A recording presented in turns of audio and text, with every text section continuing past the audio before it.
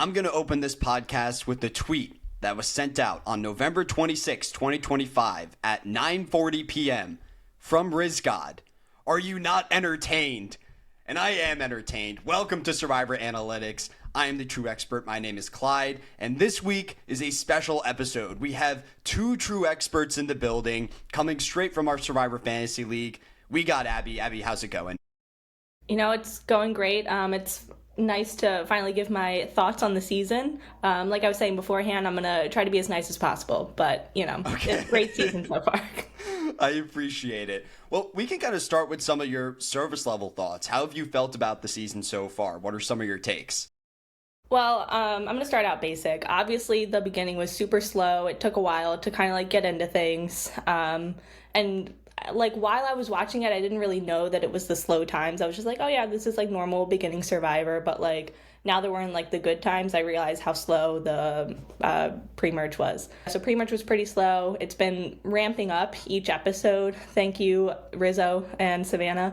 I did call him RizGod in my notes, unfortunately, but no he way. has earned it, unfortunately. That's great. But I think they're really giving something to the season that it did need, and I'm really liking the season so far as it keeps going. It's aging like fine wine. I completely agree. I think this is one of the best post mergers that we've had in the new era. Granted, we're only 3-4 episodes in right now, but I'm feeling way better about this season. I'll do my full ranking of the new era seasons once this is done, but I'm expecting this to be towards the top half, assuming the rest of the post-merge keeps this up. I agree with what you said about Rizzo, and I think the general fan base agrees with you. They're calling him RizGod. I did a TikTok live earlier this week where I did my top 30 players in the history of Survivor. So these are the best of the best, and I was just getting people's questions on why I had certain players ranked in certain spots.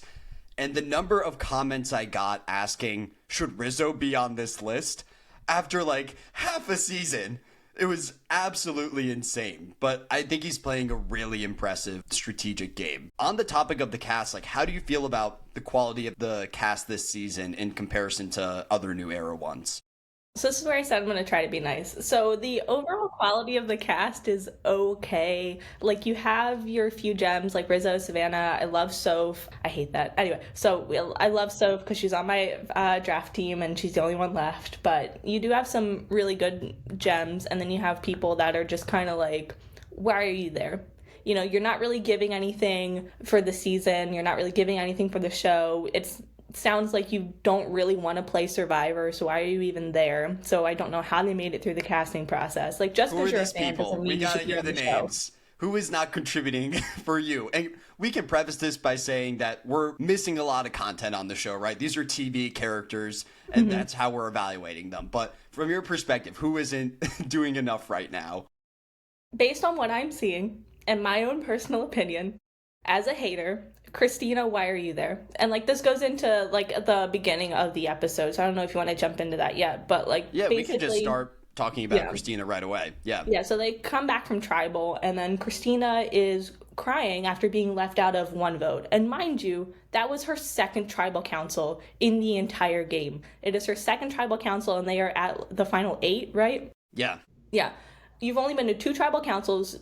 10 people have gone home so far, and you were left out of 1 out of the 2 votes. Why are you crying? That is Survivor. Why is she there? You know what I mean? The whole point of Survivor is to get knocked down, and then what do you do once you get knocked down? Do you get back up, or do you just let it consume you? You know what I mean? I don't understand why she's there. That's all. I felt the same way. And maybe her connection to Alex was way closer than what we saw on screen. I got the impression that, yes, Christina was aligned with Alex, but I didn't consider them number 1 allies. I thought she was closer with the Hina players like Steven and Sophie at this stage of the game. And I can't think of a single moment from the pre-merge that highlighted the Alex-Christina dynamic. I think Alex was actually willing to vote out Christina at one point. I think in the second swap, Christina throws out Sophie's name as a decoy vote, and Sophie starts gathering the numbers against Christina, and Alex was willing to do that with her. It's kind of crazy that she feels this torn up about a player that might not have been as loyal to her And that's why I don't think it's about the fact that Alex left. I think it's just the fact that she was left out of something. Like she thought she was on top and how all of a sudden she's like on the bottom. Her point of view on the game is just being turned upside down that she doesn't like. Like things aren't going her way for once and now she's upset. And that doesn't make any sense to me. Like that's just what Survivor is. Sometimes things just don't go your way. What are you going to do about it? That's really what Survivor is all about. It's not about everything is going to go your way the entire time. You have to face some adversity in order to have a good Survivor season. Yeah, and it breaks my heart too because preseason, it seemed like Christina had a solid grasp on the game. I was higher on her reading a lot of her pre-game confessionals, and she compares herself to Cirie before the game starts. And we'll talk more about the Cirie comparison when we get to the reward challenge. But I think part of what makes Cirie one of the best Survivor players of all time is that she is a contestant that can flip the game around when things don't break her way. We just covered Panama on the podcast this past summer, and that's a season where Cirie is on the bottom of her original Kasaya tribe for the entire pre-merge. She has Shane walking over to her and saying, "You're one of our main targets. We might vote you out at the next tribal council." Yet Cirie's able to flip the entire strategic board of the season, and then she puts herself in the power seat for the second half. Like, Christina knows what a quality Survivor player looks like by studying Cirie, and she just can't put it together on her end. The only other highlight I have before we actually get to the reward challenge is Detective Jawan. And I've actually grown to really appreciate Jawan on this season. He frustrated me a lot in the pre-merge. It felt like he was working towards this alliance that did not value him. But in the second half, he came to that realization that he was not a core member of Uli, and now he's actively working against them. He's trying to figure out if he can trust both sides. He goes over to Steven, knowing that Steven shared the information on Christina's idol to Sage, and he gives Steven an opportunity to own up to that information, and Steven doesn't take it. So I really respect Jawan's gameplay in this episode, even up until the point where he goes home. But how did you feel about Jawan's work in this early section? I think he was trying to do the right thing, but again, he is a terrible actor, so I don't know how Steven didn't see through that and just didn't like confess to him. So I guess he's a better actor than it seems in person. Or maybe Steven was just too nervous, to catch on to that. But I do think he was trying to do the right thing. I don't think Sage did the right thing by telling Jawan. Like, Jawan is clearly like a leaky boat. Like, he will tell anyone anything to get himself further. Like, going back to the not even split tribal, but the one where MC went home and MC told him in order to like make sure he doesn't go home for other reasons. And then he just goes right around and then basically stabs her in the back. Like, that doesn't make any... It's like, she went out of her way to prove that, hey, I want to work with you, and then he just turned right back around and voted her out. Like, I wouldn't tell Jawan anything, honestly, if that were me. But I do think he did the right thing by trying to go to Steven and just see where he lies in Steven's, alliance order, basically. From Sage's perspective, do you feel like that's one of her biggest mistakes this season? The fact that she set herself up with Jawan as her number one? Absolutely. I think one of her biggest mistakes is having Jawan as a number one, and then her second mistake is just being so laser focused on Savannah. Like at some point, you got to realize maybe I should look at something else. Those are the main notes I have pre-reward challenge. Do you have anything you want to talk about before we hop into it?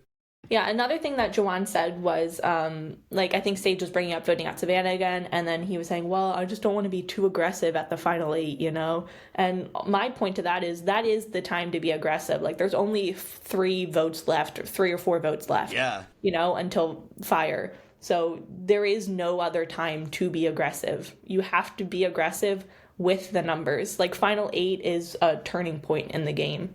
So I know it could be a tie if it's 4-4, but you have to find a way to make it advantageous for you because, like I said, there's only 3 or 4 votes until fire making. So it's crazy to think about that we're actually that close to the end game of all this. Jumping into the reward challenge, before we even get into the challenge itself, this is where we have another Christina moment where she's clearly emotional when they get out onto the water. And Jeff asks her, in his typical therapist fashion, he says, "Christina, what's wrong? It seems like the wear and tear of this game is really just beating you down." And this is where Christina bursts into tears. She talks about how She lost her mom a couple years ago, and how she's struggling with the loss of her mom in combination with everything going wrong in the strategic game of Survivor. I understand why production included this here. I did feel bad for Christina in this moment, but there was a cynical part of me that kept thinking back to what you said earlier, where it's not like her game has completely crumbled. She's only been out on one vote. I guess the MC vote wasn't great for her either. But what did you make of this entire segment with Christina? It kind of had a Liz in 46-esque vibe with the way that it was edited. Like, I can feel for her. I don't know personally how hard it is to lose your mom, but I know that is, especially if you're close with like your parent and then you lose them and then you just don't know what to do without them. Like, there's like a hole in your life. I can get that.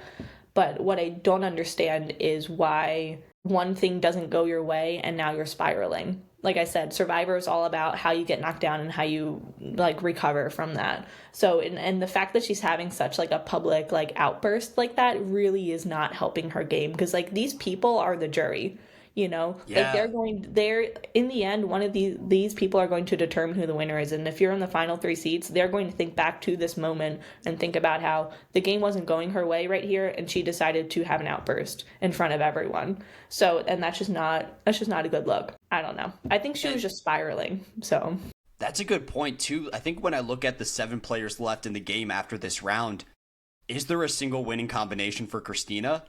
I don't think she wins in any scenario. I think her peak right now might be a 0-vote finalist. I don't know. I just don't see a jury really respecting the game that she has played unless she completely turns it around in the next half.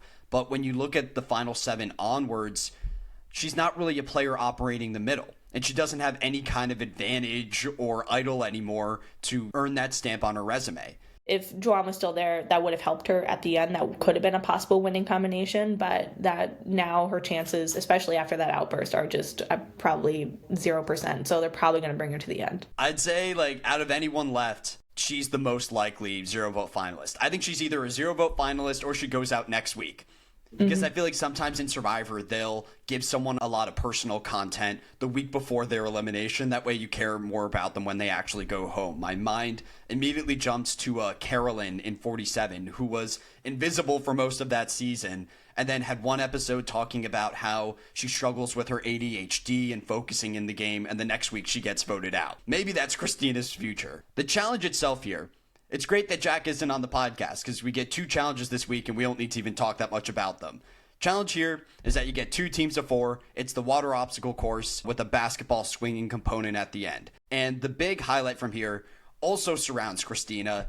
It's the balance beam. I could not believe this. And maybe I'm just a hater because I've seen this happen before on Game Changers where Cirie is crawling over that balance beam. But the main difference that I noticed here is that when Christina is struggling and she falls into the water, over half of her body is in the water. She should be eliminated from this section of the challenge. She should need to go back and walk over it. But I think Jeff wants that emotional moment for the TV screens. He yells out to her, "Hug that beam, Christina. I've never seen anything like that before." I guess Jeff is just experiencing short-term amnesia. He's forgetting about Game Changers, which is one of the moments that he talks about from that season all the time. You'll never hear Jeff talk about Sarah Lacina on Game Changers or the legacy advantage. He only brings up that balance beam. There's nothing else from that season. So I was getting flashbacks here. Yeah, not a great season. But what did you make of Christina in the challenge? Those were my main takeaways from it. My only note was that was a challenge. It wasn't an emotional moment for me. I was more annoyed than anything because of her outburst from beforehand. And it was just like, you're basically in the water. Fall off. It would have been a lot faster to just fall off and then redo the whole beam. I personally do not think the balance beams give any emotional, like, big moments. Like, you can put all the music behind it or whatever you want.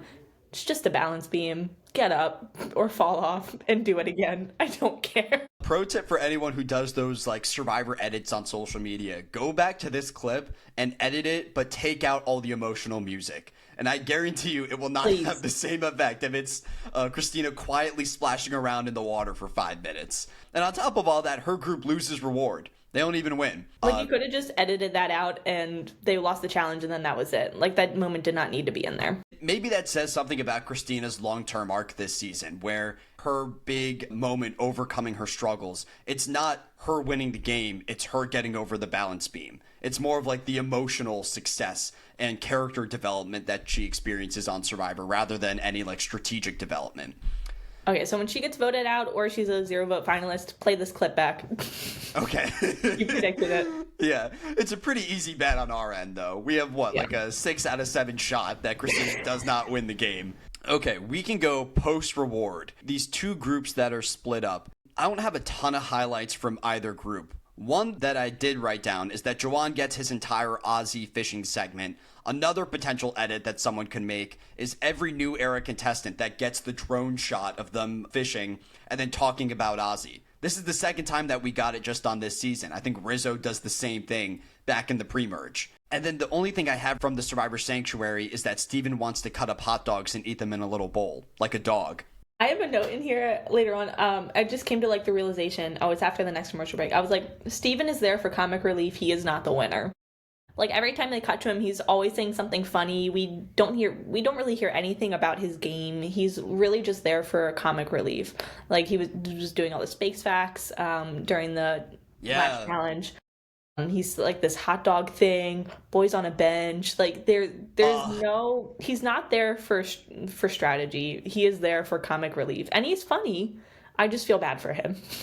I feel bad for him too. I will say, if the Hina player wins this season, my money's probably on Steven. Between Steven, Christina, and Sophie and Christina were invisible for the entire pre-merge. I forgot that Sophie was even on the cast until like the final 11, and she's been on my fantasy team. But I agree with you. I think he's serving more as like a narrator in opposition to the Uli side of things. Oh, sorry. I do have one note. Going back, so at the reward, they were, I think it was Sage bringing it up again about how she wants to like get out Savannah, and they were like kind of like going into like details about it, and I was just my note is classic plot point. If you know the plan, then the plan is not happening, meaning Savannah's not going anywhere.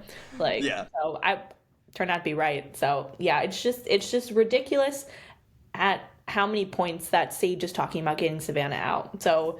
Like, at this point, I kind of want a TikTok edit of the Mariah Carey's intro of, why are you so obsessed with me? And then Savannah flips her hair, and then it's a montage of all the points about Sage wanting Savannah out. I think that'd be perfect. Do you understand why everyone wants to vote out Savannah? Because she is this big, elusive threat. Like, by winning so many challenges in a row, aka 2, she has, I think the name that she has given herself is much larger than her actual like threat, probably. Like, everyone's building her up to be this giant that needs to be slain, and like bringing up the fact that she's like a mean girl when she hasn't really done anything to be a mean girl. I think she's just a direct person, and people don't like being direct. And it's just funny that Sage doesn't like BS, but she's the person who's BSing the most on this cast, and I feel like she would relate with Savannah the most because Savannah's so direct. That's just crazy. Yeah, I don't know why they want her out so bad. I think it's just, like I said, they're building her up. They need someone to build up because everyone else is, like I said, so boring. I mentioned this before on the podcast, I think, but Savannah reminds me of Rachel in a lot of ways, where I feel like on 47, Rachel was seen as this massive threat in the game before she even played her idol and knocked out Andy at the final 6. Like, people just perceived her as this person who could wing the whole thing purely based on vibes. And I think when I look back at Savannah's resume this season, I don't think her resume is like strong enough to really warrant this legendary reputation. In the pre-merge, she's in the majority with Uli, but she's not the one calling the shots. Nate is more so the figure pinning the targets on Jason and Matt. And then in the post-merge, Savannah's on the bottom. If she doesn't win immunity at the final 10 or the final 9, she's probably voted out. And then the rounds where she's in control, she's not the person leading the ship again. It's Rizzo painting the target on MC. It's Rizzo going after Alex. So I could see a world where if Savannah reaches the end, and I know a lot of people expect her to win this season, she could win purely based on vibes. Like, Rizzo could be the one that sits in the end with Savannah, similar to Charlie on 46, and says, here's all the moves I pulled off this season. And then the cast says, well, we've seen Savannah as a threat for so long. She's got to be the winner just because she made it to that point. I don't want to be a hater of Savannah too early, but I can already feel myself getting like more and more frustrated with this like artificial blowing up of her reputation. And I think I forget which season Jeff started off the season with, where he was like, and some of you people here, you'll just never win the game, and it's because of the people that you're with. Like That's some 46. people, Yeah. yeah, some people just have like an opinion about people. Like you can do everything right, but if they don't like you, they're not going to vote for you. You know what I mean? And so I think they're like having this big, strong opinion about Savannah. And like you said, she hasn't really done too much. I think it's just her strong presence. Like she's such a direct woman, and people are scared of that for some reason. Honestly, if she does probably make it to the end, she might just win, like you said, based off of vibes, because she's so direct and she's just like making this big, she's bigger than she seems, you know? Yeah, it's crazy to ask for more Savannah confessionals because I think she leads the cast in confessionals right now, but I wish we got some more insight from her in terms of why is she being this direct. She says this week that she wants to be direct for the sole purpose of extracting information, which is good, but I wish we heard from her and heard her say, part of my reason for being so direct is so that I can actually take ownership of the moves that we pull off. And Well, I don't think that's why. I think she's just so direct, because I can relate, because I am that way at my job too. Like it's just you would play like Savannah if you I went out would. there? Because I'm Nice. in a Okay. I'm in a male dominated field, and Yeah. like sometimes with men you just got to be super direct, you know? You can't like beat around the bush, you can't like do all these niceties. You just have to say this and this. What about it, you know, in order to get stuff done. Yeah, so I can definitely relate to her, and it's just sad that some people are calling her a mean girl because of that. It just doesn't make any sense to me. Like, am I a mean girl? I mean, I am a hater, but you know, whatever. I'll need to go back and check to see who's on her starting tribe for 50, because I think that directness will go really well with other players depending on who she surrounds herself with. Like, I would love to see a Coach Savannah conversation. I think those are two bulls that are just going to be butting heads the entire time. Oh my God, yeah. Because But if neither of she's them with are. Angelina, I think they'll go. I think they'll be best friends, hopefully. I think they'll either be best friends or they'll want to target each other day one. Like, Yeah, it won't be very an in true. between. All right, sorry, we were jumping all around. My bad. Yeah. No, you're totally fine. I'm down to jump wherever with it. I only have one other note before we get to the immunity challenge, and that's in regards to Sophie. So, leading up to the immunity challenge, these two factions are forming. One of them is that Uli 3, which is Savannah, Rizzo, Soph, and on the other side, you have that group of four. That's Jawan, Sage, Steven, and Christina. And that alliance of four wants to knock out Savannah, as we mentioned earlier. So the player amidst all of this, who finds themselves in the middle, is the contestant who we know the least about. The person who we saw nothing from in the pre-merge. It's my second round fantasy pick. It's Sophie. And I feel bad for Sophie because I low-key think she's playing one of the best strategic games out there, and because of the surrounding edit, she's not getting nearly as much credit. Sophie was someone who was towards the outside of Hina in the early game, recognized that she was in a poor position, and now has effectively flipped and set herself up between these two alliances. I kind of doubt that Sophie wins just given her lack of content early on, but if Sophie ended up winning this, I bet the edit would be completely different and we'd be getting a way more pro Sophie version. Even Might if I you look bring up towards... Erica from season 41? But yes, go ahead. Oh, you think she could have an Erica-esque arc? I'd be down. That'd be great. She could. It is possible. But yes, go ahead. But even when you look towards the final seven, like with Jawan going home this week, I think there's an argument that the player who benefits the most from that move is Sophie. Because you'll still have the three Ulis on one side, you'll still have Sage, Christina, Steven that still want to get rid of Savannah, and the person in the middle at the final seven is Sophie yet again. So I have a lot of respect for her game. I know I rambled on a lot about her, but do you have any thoughts or takes on Sophie through this section of the season? Yeah, I think I also think she's a great narrator, honestly. Like she said when she came back from the split tribal that it's like I had LASIK surgery. Now I can see clearly. Like they were my yellow blob friends, but really they're people that are trying to get me out. And then she said this episode, make nice when you're a millionaire back home. Like that's so true. Like Yeah. these are just people that you just met. I understand you bond quicker because you're with them for so long in like a high stress environment, but you just met these people. Why are you putting their self-interest and their feelings above your own? I think they're giving her the right confessionals, or she's giving like the right confessionals, and they're editing it in such a way that, yeah, maybe she is set up for the end. Like maybe she does either win, or she's in the final three and she's able to like give her argument as to why she should win. So I do like Yellow Sophie. My prediction for Sophie right now is that I think she's potentially the final four fire-making loser. I think we could get Savannah versus Sophie because we've heard so much about how these are the two titans going after each other in these immunity challenges. And you mentioned her directness. Sophie claims later this episode that she aligns with the Ulis because she wants to keep Savannah around as this physical shield for herself. But I also feel like from a social perspective, they're pretty close to each other. They both have that bluntness to their game, which could bring them together as well. And that's everything I have before the immunity challenge. Is there anything else that you wanted to hit on? I unfortunately have to say this for Jack. There was an animal shot.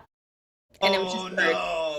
You were writing down animal shots? I thought I could escape from these for 1 week of my life. Okay, only what is because it? I noticed it, and I was like, oh, wow, that's a pretty bird. So it was just a bird. That's it. Well, if you're going to make it a traditional animal shot, there has to be some kind of symbolism to it. Do you know when the bird shot was It was right before Three Boys on a Bench. Okay. So I guess they're flying high from the comic relief of Steven. That's it. Who were the three boys on the bench? It was Steven, Rizzo. Jawan, and Rizzo. Okay. So it could be flying high. It could be Jawan slowly flying away from this island as he's about to exit. I know Jack's not going to listen to this episode, but you can let him know that you gave him a free animal shot. Cut out this whole segment.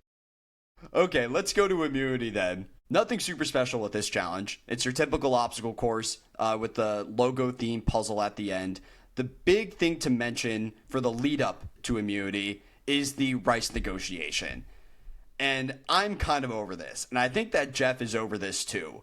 Because he asked the cast, okay, what's your price? How are we going to make this work? How many people are you willing to sit out to get this rice that will carry you through the rest of the season? There's maybe one counteroffer from Jawan, and then Jeff shuts it down and we just jump right into the challenge. Like, this isn't even a negotiation anymore. This is Jeff setting a price, and if the cast doesn't accept it, they're just going to move on. You literally have 4 days left. You're fine. Like, I've heard, like, on Survivor, like, once you get past the 7 days, like, you're fine to be starving, basically.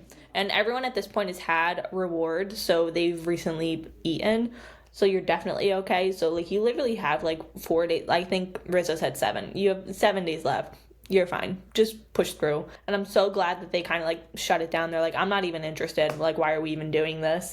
And I like that Savannah called him out. She's like, is this a negotiation or not? So that was, again, my direct blunt queen. Love her.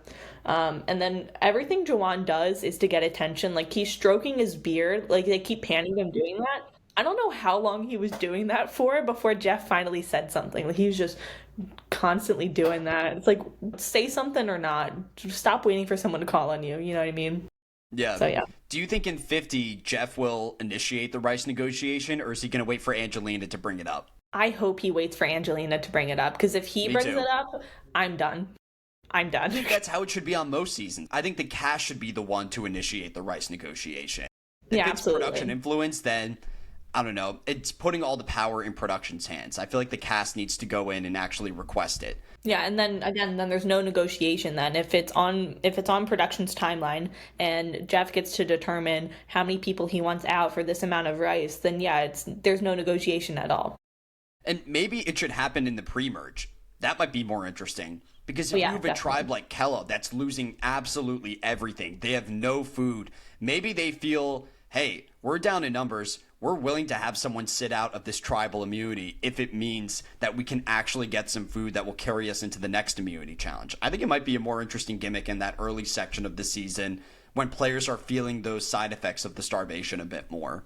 But I got nothing from the immunity challenge outside that. Sophie wins her second individual immunity win of the season, giving me those fantasy points. But I'm still not that high in the league right now. I want to say that I'm 4th out of 6. I can pull it up. How's your team doing this season? I didn't even ask you. I forgot to check. So when I watch live, I completely forget about the points because they don't update till the next day. So I do not know where I'm at. And who was on your team this season? I know you said you still have Soph. who's in the game. Yeah. But who were your I other two? had Nate and MC. So that was rough. Oh, so that was a rough 2 week stretch for you then. Yeah, I'm third. Okay, Unfortunately, Jack is in first. Jack is in first. So he has Christina and Sage that are still around. So I think there's a chance he falls from glory, but I do not want to live in a world where Jack is a 2-time winner of this fantasy league and I still haven't won once. My team is solid this year. Between Rizgod and Sophie, I think I would have a real chance at making a deep run, but it's because I took Nicole in the third round. And if you have the first boot, I feel like your chances are basically shot because you're getting like 10 points out of that contestant. Sometimes negative. Yeah, sometimes negative. I know I mentioned this in some of the past fantasy drafts, but I'm thinking for the draft for 50, we'll each get to inherit one contestant. Is there someone that you're leaning towards right now for who you want to inherit with that? Because mine's going to be Rizzo. I've been very transparent about that on the podcast. I'm bringing him back for next season. So I was leaning towards D, but then I saw her on the challenge, and I'm just worried about how she'll do on Survivor again because they edited her so well because she won the season in 45. But I'm worried that if she doesn't win the season, they might show some of her like not bad side, but more of her maybe more manipulative side, which I think is fantastic, but I just don't know how far she'll go with that many people. You know what I mean? Like she was able to corral her cast because she was the most dominant person and she was able to like commandeer and like we're doing this, and everyone just kind of went along with it. There was no one else to like step up and like say no, we can't, like we're going to do it this way. But there's so many headstrong people on 50, especially since everyone is a returning player. So I don't think she'll be able to do that strategy again. So I'm not sure how well she would do. But it's either her or Kyle. And I think And two back? winners that you can pick between. That's crazy. Okay. And who else is coming back? Was it Q? You also have Q? Yeah. So out That's of those crazy. three, You have options, yeah. Yeah, so out of those three, I feel like D would be my best, but like I said, I don't know if her strategy that won her game is going to work again, or it might even get her out this time, like early. So I'm worried. I will say, out of those three contestants, and this is just my personal outlook, my last pick out of those three would be Kyle. Even though I think he's a way better player than Q, the fact that they're bringing back 3 people from 48, and the other 2 are Kyle's 2 closest allies. Like, there's an argument that Kyle might be in the most difficult position out of anyone other than Suri, just based on his reputation and the other people on that cast. Yeah, and like again, Kyle won because everyone else on his season was too scared to play. Like yes, they won the game, but everyone else was too scared to play, and they were able to just like commandeer and like kind of like win out from over everyone else. So it's just I do love them. I liked that they won. They got me a lot of fantasy points, but I'm worried about how they'll do with all of these returning players. Like I So don't maybe they you will can have take to Q. adapt. Q's probably the least likely to get targeted for being a big threat out of those You, 3. you can just cancel Christmas. I don't think I'm gonna pick Q. Okay, maybe I'll take Q. Get as many character points as I can. Okay, let's go into some of the pre-Tribal Council discussions then. One of the biggest moments from this entire episode that I'm sure everyone's going to be talking about is this conversation between Christina and Savannah. You can break this down. You're the big Savannah fan here. Oh my God. Finally, someone who is not going to put up with this BS. Oh, you can use me, please. I'm just a number. Like, first of all, why did she do that? Why did she do that? Why is this the first time when it's a close vote, when it might be 4-4? Why is this the first time that you are now talking game with Savannah in that way? Like, that's very see-through. That's mistake number 1. Mistake number 2 is, again, doing it to Savannah, the most direct person there. She is not going to fall for it. Like, if you wanted to do that, maybe go to Rizzo or maybe go to Soph. They will play along. You do not do that to Savannah. And I enjoy how she definitely did not put up with it. She was just like, who are you voting for then? Because, like, clearly she, like, Christina has something in mind. This is just her, like, backup. I don't even know what the backup plan is. Like, did you want Savannah to tell you who they're voting for? Like, does she think Savannah's that dumb? Is that why she did that? I don't know what Christina's goal was in that conversation to begin with. So it just made her look like a clown. And then the fact that all that Savannah said was, so who are you voting for? And then Christina had to be like, the audacity to ask me a question. And then she's like, I'm sorry, I need a minute. And she like literally physically steps away and she's like, I don't like that. what are you doing on the show? Again, what are you doing on this show then? So pointless. I don't I get it. agree that it's bad gameplay from Christina. If Savannah asks you that, you just need to say in that position, I was left out of the previous vote. I think I'm on the bottom. You give me a name, I'll write down anyone, because I know it's probably me or Steven going out. Hey, I'll write down Steven. That's the name I'm writing down. Savannah might not buy it, but at least then it's a more tangible answer than just going out into the corner. Then you're telling Savannah that you're working against her. I was just saying, like, how are you going to say use me as a number? And then when she asks you who are you voting for, then you, like, immediately fold. Like you're saying, like, now she knows, oh, okay, you're definitely not working with me. I already knew that, and you just confirmed it by your reaction. It's bad gameplay from Christina. I completely agree with you there. At the same time, though, I do think Savannah's burning a jury vote here. I don't think she's getting Christina's jury vote. I don't think she's getting Sage's jury vote under any circumstance. And she potentially might not get MC's jury vote either, given the whole situation with the idol. That one, I could see MC going either way, because I think she's someone that respects the game a little bit more than the other two, who seem to play a bit more with their hearts. So if Savannah wins this season, it's not going to be in a landslide. I think it'll be a close jury vote right now. So we have that entire conversation between the two of them. We mentioned Sophie's positioning in the middle. I personally agree with her move of leaking the Savannah plan back to the Ulis. But do you think that was the right move for her? Like, do you think Sophie should be looking to gun for Savannah right now? I don't think so, because like she said, so she's looking for Savannah to kind of be like the shield, and since Sophie seems to be so well-rounded and everything, I feel like she thinks that she might be able to take her out and fire if needed. You know, like Sophie is good at challenges. It seems like she's confident in her abilities to either win challenges or maybe at the end take out Savannah herself if needed, because there is that opportunity to take someone out of fire. So I do think she did do the right thing, and it did set her up to be the middle next time, which is, I think, exactly where you want to be, because then next time she could just take out Savannah if she wanted to. So I think she did do the right thing, because if she stayed with that group, she is definitely on the bottom of that group, because Christina brought up Sophie's name when it was a tribe of, what, four or five people. So she's definitely going to bring up her name again. And Christina was shocked that Sophie came back from the split tribal. So that would be, I think, would be a poor decision if she went with them at this point in the game. I think there's also the issue there of taking ownership of the Savannah boot. Like, whoever knocks out Savannah, if Savannah goes home this season, that will be a major stamp on their resume.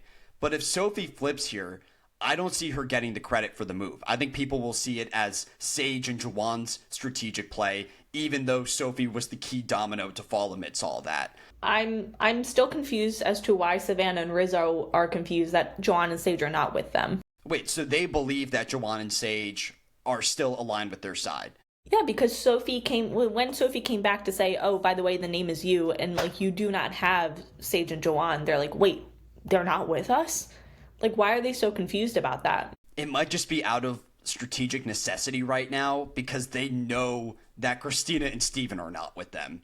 They have their group of four. I think their only hope at this point in the season is that they need to pull those other two contestants over. But I agree with what you're saying. I think they should have been more suspicious of that duo. It just still baffles me that I understand that they're voting with you one or two times, but the one or two times that they're not with you, it just goes to show that they're going to keep their best interests in mind, and they're going to keep flip-flopping back and forth. So why do you think that just because you had them last week doesn't mean you're going to have them this week? Like, I don't know if it's like the mental fatigue out there of not eating or anything, but they should definitely be more aware of that. And I hope they are moving forward now that it's just Sage, but we'll see. Yeah. And that duo has a history of working against them, too. They flipped on them in the Nate boot at the merge. Mm-hmm. So it's not like they've been loyal until this point. They have evidence to look back at. Tribal was just super annoying. I hate that they call him Uncle Jeff. I hate that Sage is like, I know nothing about sports. What's the Super Bowl? Everyone said the same what the Super thing. Bowl is. That's like, that's one of my biggest pet peeves. Like, I'm someone that really enjoys watching sports, and I understand it's not everyone's cup of tea. But one of my biggest pet peeves just across the board is when people who don't know sports pretend like they know even less than they actually do. If you are someone with a pulse in the United States, you've heard of the Super Bowl. You know what sport it is. Like, I don't know what Sage is trying to accomplish here. She's trying to be that girl, you know what I mean? Like, she's just quirky. She's not like other girls. Yeah. I collect blackheads in a jar. Also, she was in the military. She was like surrounded by people who were probably obsessed with football. She knows what the Super Bowl is. That was so annoying. And then Rizzo said, I feel like I'm being boozled. You're missing a word there, buddy. And I love, so Rizzo, he's definitely a showman, and I love that about him, and that's why he kind of like deserves the name Riz God, bleh, unfortunately. But like he said, he said the truth will come out in the vote. Basically, like we can say whatever we want in tribal. You can try to appease people with your metaphors or try to keep someone else on edge with your metaphors, but no matter what, the truth will come out in the vote, and that is so true. Like it doesn't matter what you say to Jeff. Whatever you put, pen to parchment, that's all that matters. He says, quote, "This is all hoopla to me," yes. Which I really appreciated. Because we've been saying it on the podcast for years right now. Tribal Council in the new era doesn't really matter. I cannot think of a time where a vote actively flipped at Tribal Council because of the answers that contestants were giving Jeff. If production makes one change to Survivor in 51, I wouldn't mind if either Jeff becomes more like Savannah and asks more direct questions, or if they just cut down Tribal Council entirely, and instead of it being 15 to 20 minutes of the episode, it's only 5 to 10. Yeah. Like, I know it's a cornerstone of Survivor, but it was a cornerstone because Jeff would ask such direct questions. Like, he has to toe the line between jeopardizing someone's game and making sure he gets, like, good content for the show. But, I mean, going back in the days, he used to sometimes straight up ask people, so who are you voting for? Or whatever. And, like, maybe he can try that now and see what they say to, like, dance around that. But it can't keep going the way it has been going. It's also a function of the cast, too. If you bring on less super fans and people who don't know the show as well, they're going to be willing to show their cards at Tribal Council because they want to impress Jeff. Like, everyone now is so hyper aware of their reputation and their standing in the game that they won't play along with Jeff's BS. Do you want to get to the actual vote now and talk about the extra vote decision with Savannah? Oh yeah, now I'm ready. Okay. Savannah's biggest enemy on this cast is Sage. Sage has been gunning for her for weeks, like since probably the final 11, maybe even in the pre-merge, Sage was throwing around Savannah's name, and Savannah has this opportunity to actually knock her out, and she doesn't take it. Like, why does she go after Juwan here over Sage? It's the classic tale of, instead of getting out the person who is the threat, you get out their, like, number one ally for some reason. And then, so I think it's that. But then also, I think Savannah wants to appease Sophie, or at least keep Sophie as a solid number on her side, because when she brought up, I have an extra vote, we can get out anyone we want, I think Savannah was pushing Sage, right? But yeah, it was Sophie who brought up Juwan. So I think in order to be like, okay, I want you as an ally, I want to prove that I want you as an ally, fine, we'll do Juwan this time. Because if in Savannah's mind, okay, now we have a solid 4 going into 7, we can just get out Sage next time. Because it's not like Sage is going to win a challenge, you know? Yeah. So I think that's why Savannah didn't knock out Sage, because she's knocking out Sage's number one ally, so now Sage doesn't have 2 votes anymore, and then 2, you're weakening her and that side, they can just get him out next time. That's fair. Okay, that helps me a little bit. I still think it's a bad move from Savannah's perspective to use her advantage to advance someone else's strategic interests, because if Sophie goes to the jury, I think Sophie's going to be an honest jury member. She's going to tell the cast that, yes, it was Savannah's extra vote, but it was my plan that we were executing. So I think if you're using some kind of advantage, you want to make sure that it's going towards your interest just so you can build your resume with it. Yeah, but with Savannah being such a direct person, I feel like she could still twist that to be like, and I did that to make you feel better and make you as an ally for me. So I think, it's just all about the person and how they can spin whatever the jury is saying to their advantage. It's also worth noting that she technically didn't even need to play the extra vote. It ends up being a 5 to 3 to 1 because Christina wants to run some weird split vote on Rizgod. So technically she could have not played it at all and had the same result. But that's just me being a Savannah hater. No, it's not being a Savannah hater. It is the fact that the other side is not playing optimally. They should have kept themselves as a block of 4. If you I think they're operating under the assumption that they're a block of 5 and they have Sophie with them. So they thought it would be 4-3-1, I guess. But even then, that doesn't make a lot of sense. No, like I said, they're not playing optimally. They're not able to read the room correctly. They're not able to strategize correctly. Like, you need to keep all of your votes together. Like, if it's at final 8, you need to keep all your votes together. It doesn't matter how many, like, whenever you vote split, that's when you bring in room for error. for the other side, because all the other side has to do is just vote as a solid block, and you're screwed. So you Yeah. should never split the vote at when it's an even number. And in this round specifically, the only way that stray Rizzo vote would have any impact is if two idols were played correctly. You would need to have Christina use hers the right way and have Rizgod use his the right way. So I think you're just giving the cast a little bit too much credit with how aware everyone's going to be in this tribal council. Let me think. So we talked about Savannah's decision, we talked about the split vote, and now we can talk about my favorite part of the episode. RIZGOD, Riz God, baby.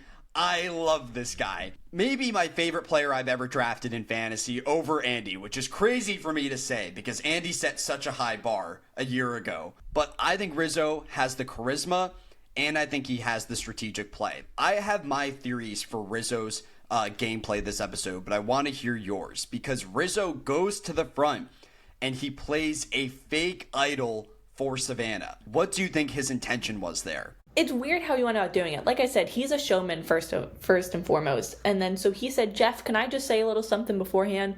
And he walks up and he faces everyone. He does his speech and he hands the idol to Jeff. I'm pretty sure he's facing everyone still, just to see how everyone's going to react to him giving the idol. And I think that's all it was.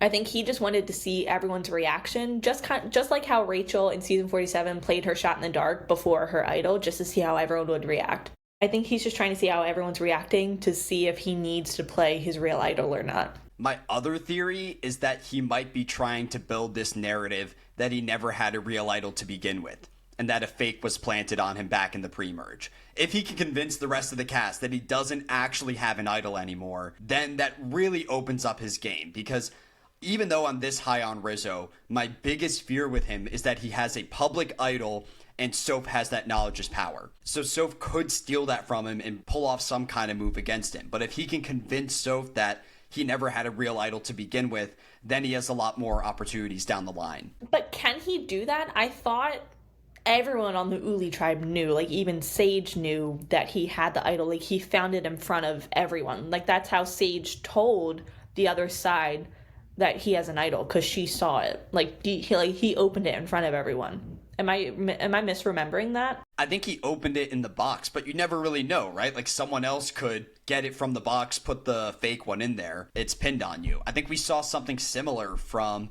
it might have been in Survivor 44. Jamie had an idol all season that she believed was real, but it was actually fake. So sometimes you find these public idols, they're just assumed to be true, and then it doesn't actually work out that way. So I think the quality of this move will be determined next week, where if the rest of the cast has this idea that Rizzo is vulnerable, then it could completely shake up his strategic direction. I think it's more likely what you said, though, and that he was just gauging their intentions.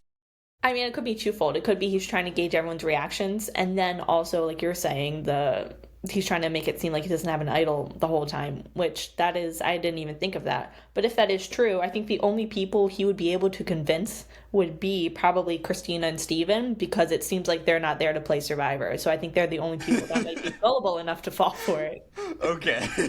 Only last take I have before we talk about the eliminated player and all that is my prediction for Soph and Rizzo's idol. Assuming that Soph doesn't buy this charade and she steals Rizzo's idol down the line, I don't think that move will be as respected as a typical knowledge is power. Part of what makes knowledge is power so interesting is that it's a sign of your social awareness in the game. Someone trusted you enough to share that information. But if Soph steals Rizzo's idol, that's something everybody knew about. I think it's still shocking in that she's kept this advantage a secret, but I don't necessarily know if it will have the same impact as if Rizzo only told Soph about it. Like, I can see what you're saying, but I still think the shock value of having knowledge is power and no one knowing about it, I think that might override her taking a known idol, honestly. I think that might be more, I think that'd be more impactful, honestly. Fair. And honestly, credit to Soph, because I think that's the only secret advantage that was found this entire season. I think every other idol and advantage that contestants acquired was leaked to the rest of the cast at some point. So just having something that's a secret is so refreshing to me.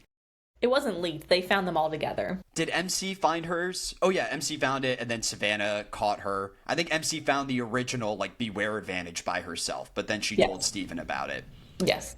So Jawan is knocked out here. It's a 5-3 to 1 vote.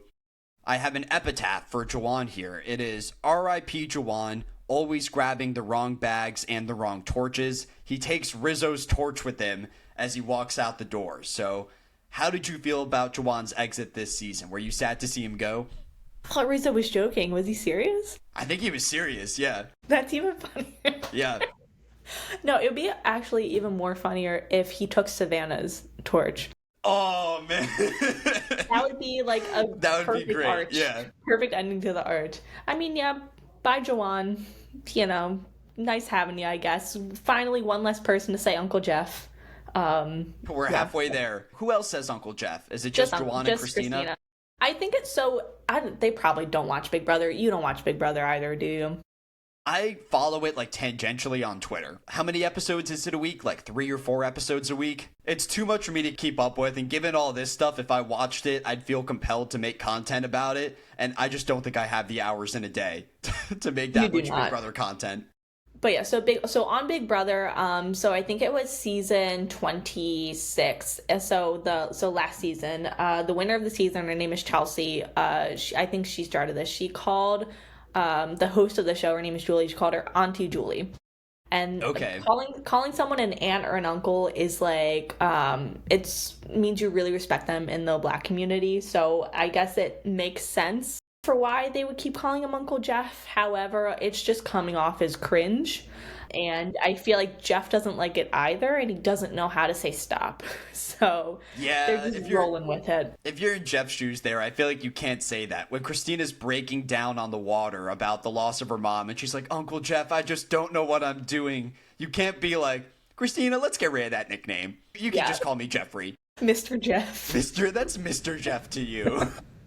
So, like, I know it's like an honor to be called an aunt or uncle, but it's just, to me, it's just cringe right now. So that's how I feel about it. But yeah, so anyways, back to Jawan.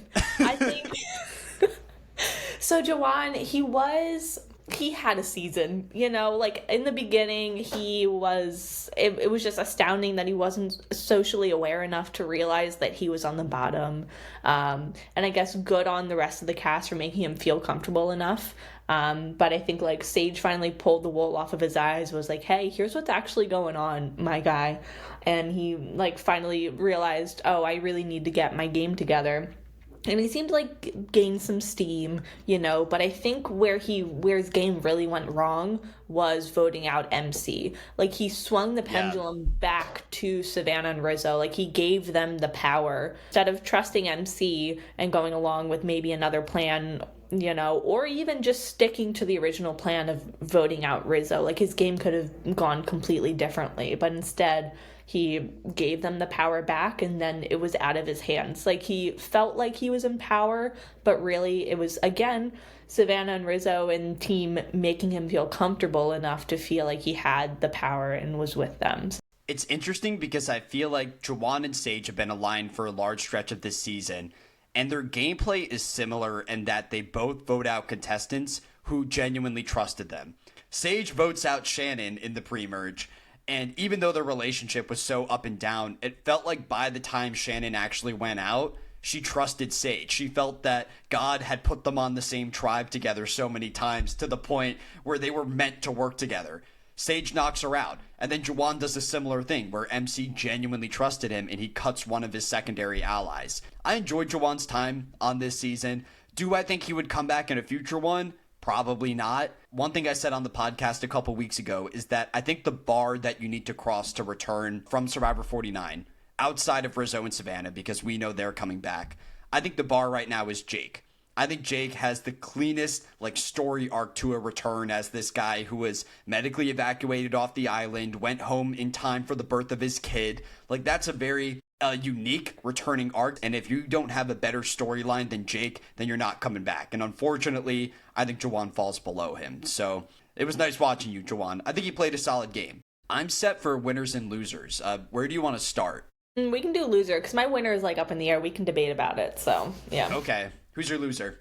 My loser's Christina. I don't know if it was clear enough from all my comments, but my loser's Christina. What's the biggest reason? The tears? It's just the game doesn't go your way, and the way that she reacted just wasn't great. And then, oh, and so when Jawan gets voted out, she turns to Steve and is like, well, at least it wasn't us. Like, that's not the reaction you're supposed to have when you fumble so hard in front of the jury. You played an idol you did not need to play. She Yeah. was so socially unaware, she didn't even realize that's not where they're going at all. And she could have saved it for herself, too. Like, she will need that in future rounds. So I just don't know. She fumbled so hard in front of the jury, too, and it's just not a good look. So she keeps messing up in front of the jury in big ways. So my loser is Christina. That's a really fair pick. There was a secret scene released by CBS this week from the episode of Soph and Sophie searching through Christina's bag and finding her idol. So not only did she handle the information of that idol poorly from a social perspective by telling so many people about it, but she also didn't hide it effectively. I think if you're in the 12 hours leading up to tribal council, have that idol on you. Don't leave it in your bag at that point. And I think that missed idol play will do a lot to hurt her reputation with the jury. So that's a fair loser, but I'm giving mine to Sage just because she lost her number one ally. And I agree with you. I think she's so hyper fixated on Savannah. Granted, if she can pull off that move, she'll get a lot of credit for it. But I think that the Jawan boot is a major knock against her like long-term prospects this season. Because I think Jawan was someone that Sage could have sat with in the end and potentially beat. Based on what people are saying about Jawan in their exit press, it seems like the jury did not have a lot of respect for him. Alex specifically talked about Jawan as someone that was always working towards Rizzo's strategic interests as opposed to his own. So Sage could have potentially went to the end with Jawan and beaten him. I still think she has winning combinations on the board, but it's definitely a more narrow path to that point. Debate. I really don't think Sage has a winning path either. I think as soon Really? as I really do think the inflection point in both Sage and Joanne's game was when they voted out MC. Like they just gave all the power to the other side. Like they really fumbled that so hard. Like I don't like what winning combination do you see for Sage? Like I really don't see it at this point. Steven and Christina, I think she beats the two of them. I think they like Steven enough Maybe to give it to Maybe him. enough for Steven. I think she potentially beats Soph or Sophie in a jury vote, but it kind of depends how the rest of the season plays out. My worry with Soph right now is that Rizzo and Savannah are such big characters that I think her reputation lowers by association, where she's just kind of seen as the follower of those two. Granted, she has that knowledge is power, so she has an opportunity to change people's perspectives, but I think at this point in the game, her association with those two might actually hurt her winning prospects. I agree there. However, it's all about the final tribal too. Like if she's Yeah. able to pull out that knowledge as power and be like, I didn't even have to use this. Like I knew where everything was and I felt so comfortable. I didn't even need this. Like she's a good talker. Like she was able to convince Alex in when it was just her and Jeremiah, when it was just the three of them. She was able to convince him to go with her instead of Jeremiah. Yeah. Like just by saying I'm so loyal. Like she brought up like her nail tech from high school. I've had the same nail Yeah. tech from high school. Like she's a good talker. I think if she gets to the end, I think she does have some winner potential. I think But she it has is going to be a potential. tough road. For Sage specifically, the only two players where I'm like, you have no shot at beating are Rizzo and Savannah. Outside that, I'd give her a puncher's chance in any other combination. I guess. We'll agree to disagree there on Sage. Who's your winner for the episode, though? Do we have the same winner? Because you know who mine's going to be. I know. So like I said, my winner's up for debate. I'm vacillating between that four that came together, the Savannah, Rizzo, Sophie, and Soph. Like I think it was a group effort on their part to make that vote happen. Like Savannah needed to be okay being the decoy or potentially getting votes. Rizzo needed to be calm, cool, and collected to not play his idol when he knew that they had all of the votes.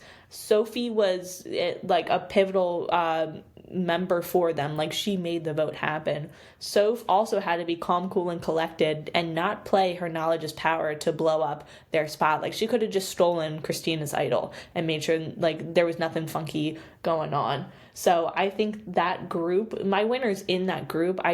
I have to be convinced to give it to one person, I guess. So yeah. I can give you the argument. It should go to Rizzo. I wouldn't give it to Savannah because she kept Sage in the game, and we know Sage is going to be gunning for her next week. I wouldn't give it to Soph because I feel like out of that four, she was the least instrumental in that plan. I think that the other three just had more agency in what was actually going on. I think this is a real battle between Sophie and Rizzo for the winner. Granted, they're both on my fantasy team, so I am a little bit biased. But I would give it to Rizzo over Sophie because I think he takes more ownership of the move at Tribal Council. And when Juwan is knocked out, he's the one that immediately says, hey, good game, man. Sorry we had to do it to you. Like, he's playing up the theatrics of it all, which I think is an important characteristic in a Survivor player. I think it's difficult to change players' minds in the final tribal and convince them that you had that much agency. You need to show it when you're actually in front of the jury. So I think he walked out of this episode in the best spot, but that's why he's my winner. It's okay if you want to give it to someone else, because we've given Rizzo a lot of winners this season. Jack's an even bigger Rizzo fan than me. I'm going to give it to Sophie because I keep going back to, like you saying, why didn't Savannah just vote out Sage? And really it comes down to Sophie. Like, Sophie was able to convince the group to do Juwan. I think everyone else was like set on maybe like Sage because Savannah was pushing for Sage, but Sophie was the one to say, no, I really think it should be Juwan, which didn't make a lot of sense. Like, in all actuality, it really should have been Sage, but I think Sophie was just trying to see how much control she had in this group, and I think it went to show, okay, they actually value what I think, and I was able to get what I want. Maybe I can do it again another time. So I do think since Sophie was able to push it over the edge and make it Juwan, I think it should be Sophie, and she's my winner. That's a fair pick. I got a dishonorable mention from this week, and I'm giving it to a past Survivor player, and you might not like this. I'm giving my dishonorable mention to Rachel Lamont from Survivor 47. I had so many comments this week saying, how can you possibly hype up Rizzo's decision with the fake idol this week, but you didn't do the same for Rachel back in 47? And I think the key distinction in those two tribal councils that everyone forgets about is that Rizzo does it while achieving his desired outcome in a tribal council. He does it while knocking out Juwan. Rachel does it in a spot where she's completely losing control of the game. That happens right at the merge where Sierra goes home. That's the beginning of Rachel's spiral on that season and how she loses control and needs a bunch of immunities later on. So it shows game awareness on her end, but I don't think those two moves are comparable in that Rizzo's was more of an offensive tactic, whereas Rachel's was more of a defensive one. I see what you're saying, but Rachel's my girl, so I can't trash talk her. That's fair. I do see what you're saying. However, I don't think that made her spiral. I just think it made her realize her actual position in the game, and then she really needed to turn it on from that point forward. And yeah, she beasted out. So you can't fault her for beasting out. I think Rizzo's just a showman, and that's all. Do you have an honorable mention? My dishonorable mention is to anyone that calls Jeff Uncle Jeff now and moving forward.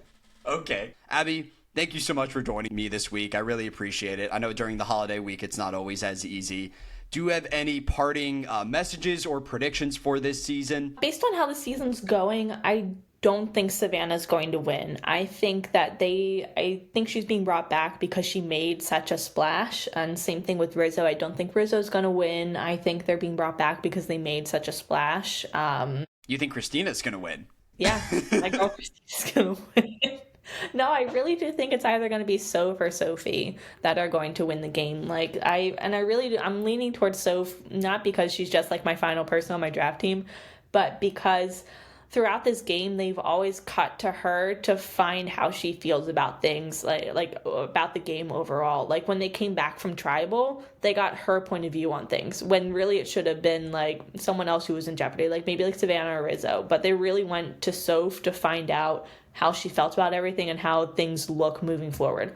That's what I look for I'm a big edit reader, and I found the same thing last season too with Kyle. Like I clocked maybe by when there was like the final 8 or 7 left, I was like, Joe's not winning. They keep clowning this guy. It's got to be Kyle, because they kept panning to Kyle to find out how he felt about the game and where he felt he was in the game. And that's kind of like what they do with the winner nowadays. They try to build the story more about how they're going to win. I think that's a fair pick. I think Soph definitely has to be one of the top contenders to win the whole thing. It'll be one of those 3 in my opinion. It'll be Soph, Savannah, or Rizzo. I would count out the other 4 at this stage of the game. And I would like a Soph win. I think that'd be a really interesting winner arc. She would kind of serve as your new era Denise, which I think would be a really fun time. Someone who'd survived one of those disaster tribes. I'm thinking back at the other new era winners that we've covered, not just on the podcast, but since 41.